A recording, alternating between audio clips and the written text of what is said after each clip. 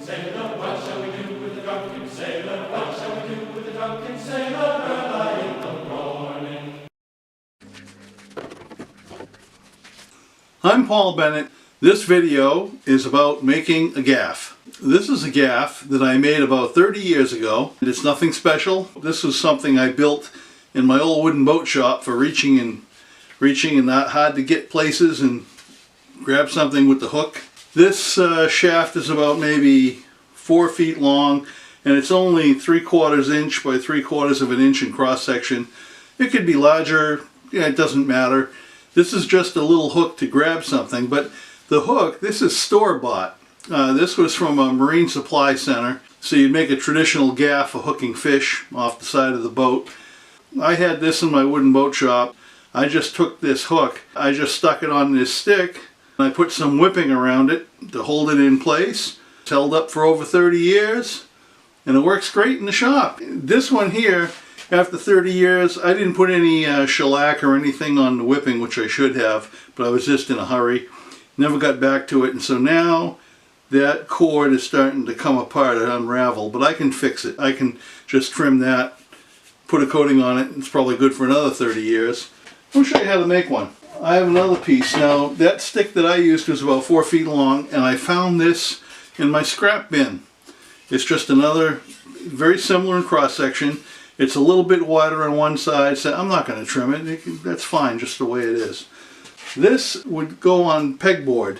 It's one of these little things that extends out on a pegboard where you hang things off it. I'm going to use that, and I'm going to make a hook because I don't have another store-bought one. Why buy one if I can make one inexpensively? I'm going to show you how I do that. And I have some cord. This is fishing line. It's a ground cord or gangion for making tub trawls. This will work just fine. You can use heavy duty thread. You could use any kind of nylon. Fishing line works well. The monofilament kind that you can see through, but solid like this. Anything like that. You could use some kind of twine. It'll work fine.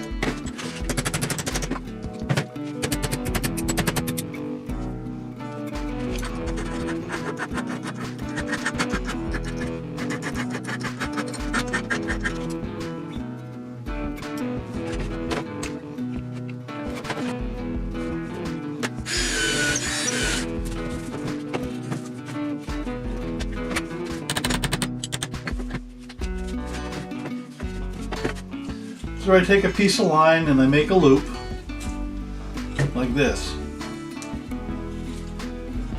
And I'm just going to hold it in my hand.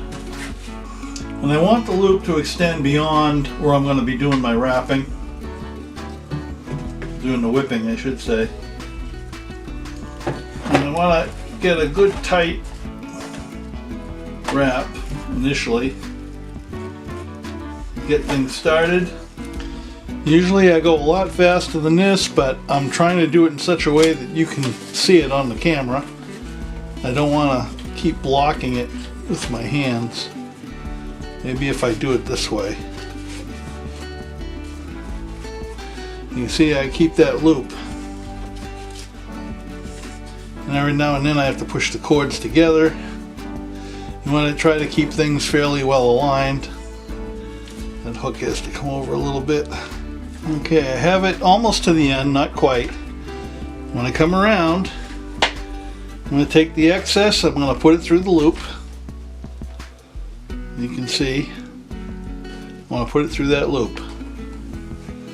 Now what I'm going to do, I'm still holding it so it stays tight. I'm going to take this short end here and pull her through. that got loose on me. I can tighten that up. Now I'm going to pull her in. That draws that line inside tight, like so.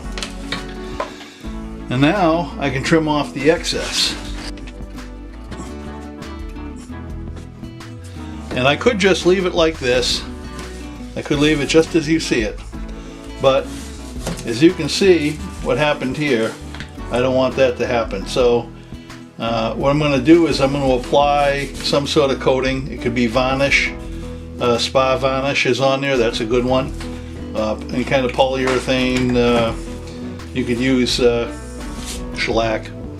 Well, I found some old spa varnish that's well beyond its usable lifespan, and a lot of it's hardened over, but there's enough in the bottom to do this. So, and it's I wouldn't use it for anything else, but for this kind of thing, for whipping, it's fine. And I found an old brush that was sitting in some old thinner. So I figure an old crappy brush, old crappy urethane, doesn't matter. This is going to do the trick. This is going to bond this together. It'll protect the cord, and it'll keep it from coming apart. So that cord's not going to rot. And if you want, you can, coat the whole stick with urethane to protect it. This is just a shop tool, and my other one, I didn't put anything on it, and it's over 30 years, it's fine. So I'm not going to bother, but I am going to do this because this will solidify, and it'll keep that whipping from coming apart. Unlike my old one here, that came apart. I'll have to fix that. So this just to show you, I used mainly hand tools. The only power tool was my drill. Just put a hole in it. You don't even have to use a power drill for that. But this is all there is to it. And when that dries, I might put a second coat on. That's soaking in. I don't think I really need a second coat, but I have the material, so I might as well do it. And that's all there is to it, folks.